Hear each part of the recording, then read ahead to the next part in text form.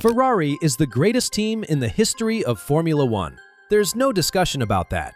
More titles, more victories, more decades of dominance than any other team in the paddock. If you were to show someone who has never watched F1 in their life what a racing team is, you show them Ferrari. And even so, it's been almost 20 years since a Ferrari driver lifted a world champion trophy. 20 years. In that time, Mercedes built a dynasty. Red Bull dominated the sport for entire seasons. And Ferrari hired three of the greatest talents of the generation.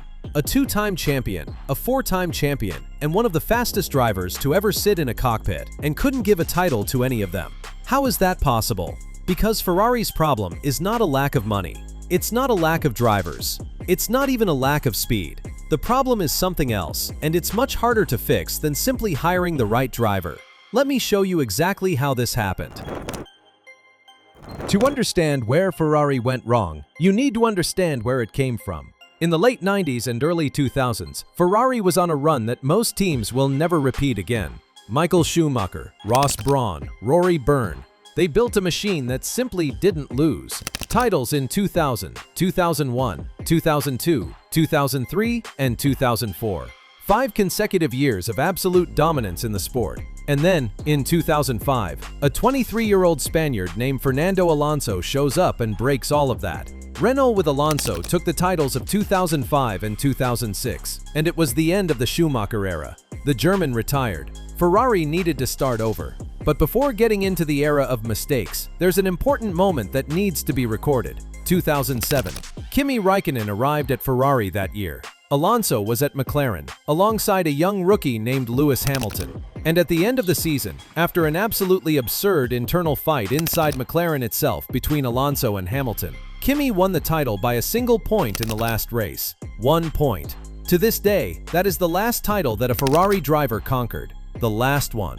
From 2007 to now, it's been more than 300 races, more than 15 seasons, and 0 drivers' titles. Kimi won and left. And Ferrari began a sequence of decisions that, looking back, is hard to understand.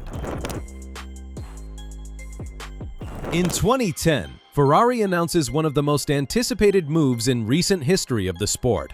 Fernando Alonso wears red. Think about the size of that moment. Alonso at that point was considered by many to be the best driver on the grid. 2 world titles. He had beaten Schumacher. He had humiliated Hamilton as his teammate at McLaren in 2007. He was complete. He was experienced. He was exactly what Ferrari needed. And the team arrived in 2010 with a genuinely competitive car. But competitive in a very specific way. The car was fast, but extremely difficult to drive. Unstable at the rear, nervous through corners. The kind of car that demands the driver work twice as hard to extract the maximum. And Alonso did exactly that. He fought the entire championship, arrived at the last race in Abu Dhabi leading the overall standings. And then Ferrari made a strategic mistake that cost them the title. The team knew that Alonso needed to pass Vittorio Liuzzi, who was between him and the position that guaranteed the title. The decision was to keep him on track without stopping early in the race. And when Liuzzi stopped, the car stayed parked on track long enough for a safety car to appear. And that completely destroyed Alonso's strategy. The title went to Sebastian Vettel with Red Bull. Fernando Alonso, who had put together an extraordinary championship with an imperfect car, left Abu Dhabi without the title because of a wrong decision at the pit wall. But the story didn't end there. In 2012, Alonso put together what was probably the best championship of his career. Ferrari's car that year was even more problematic than the 2010 one. It was literally unpredictable at some tracks, with a rear end that would collapse randomly. There were races where the car held up fine. There were races where it simply didn't work.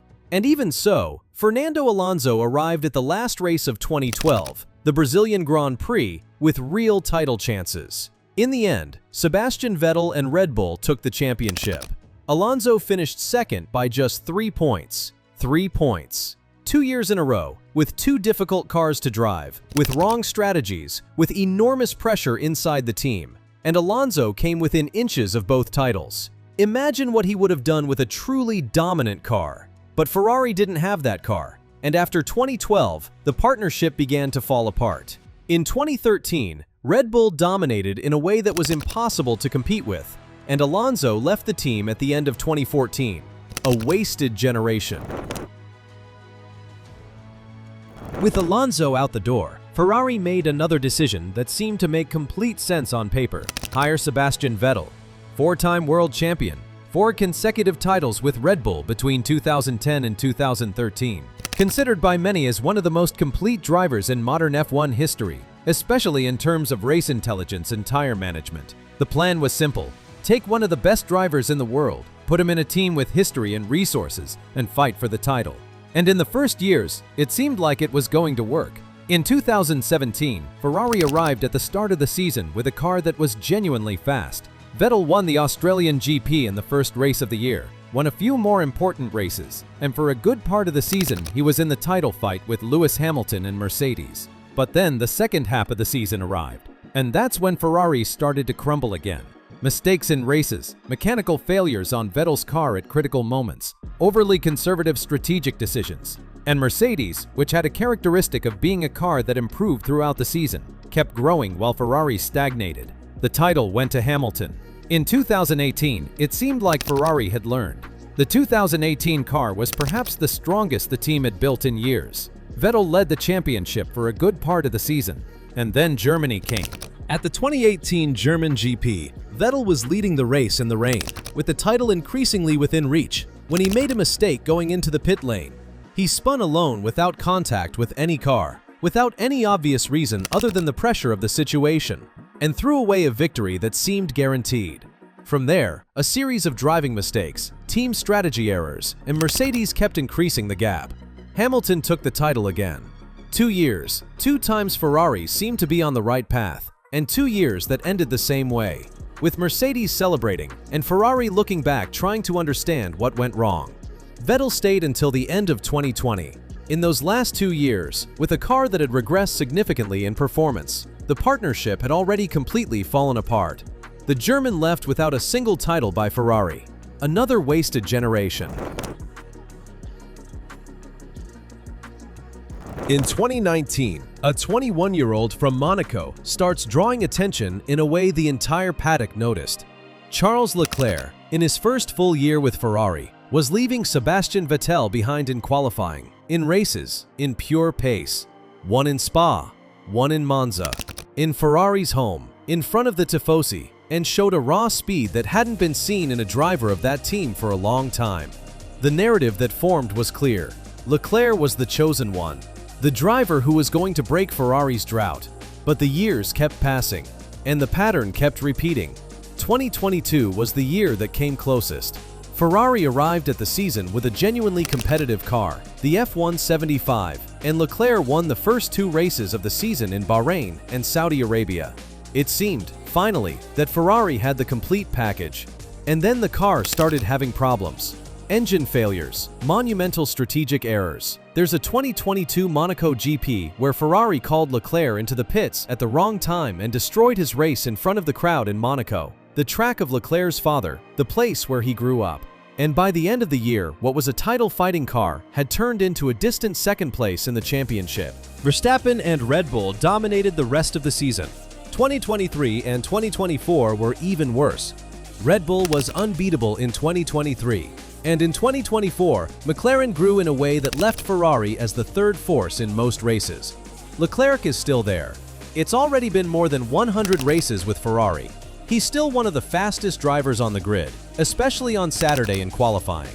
But the question that nobody wants to say out loud is becoming harder and harder to ignore. How much longer? Look at the pattern that formed across these 2 decades. Alonso came, fought, was betrayed by strategy. Vettel came, fought, was betrayed by car development and his own mistakes in a high-pressure team. Leclerc came, showed enormous speed, and is still waiting for a car that can hold up for an entire season of competition at the top. Ferrari's problem is not the driver. The problem is execution. And execution is a word that seems simple, but when you look at what it means inside F1, you see how much Ferrari gets wrong at every step. Inconsistent car development. They build a strong car at the start of the year and can't update it efficiently throughout the season, while Mercedes and Red Bull keep growing. Strategy. Year after year, race after race, Ferrari makes pit stop decisions that seem to go against the obvious. Managing internal pressure. Ferrari has a culture of demanding immediate results that creates an environment where the fear of making mistakes often produces the worst decisions. And there's one more thing. Ferrari doesn't lose individual races. It loses eras. It had the opportunity to build an era with Fernando Alonso and didn't build it. Had a second opportunity with Sebastian Vettel and wasted it again. And now, with Charles Leclerc already in his 6th full year with the team, the third opportunity is slipping through their fingers while we watch.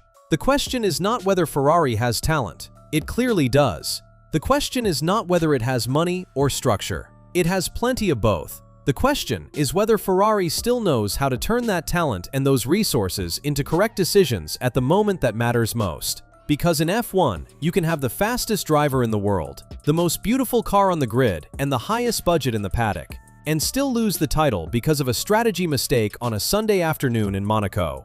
And Ferrari knows very well how that works. Alonso tried. Vettel tried. Leclerc is trying. The question is not when Ferrari will win again. The question is whether it still knows how to win. If you want more videos about Ferrari and the behind the scenes of Formula One, subscribe to the channel.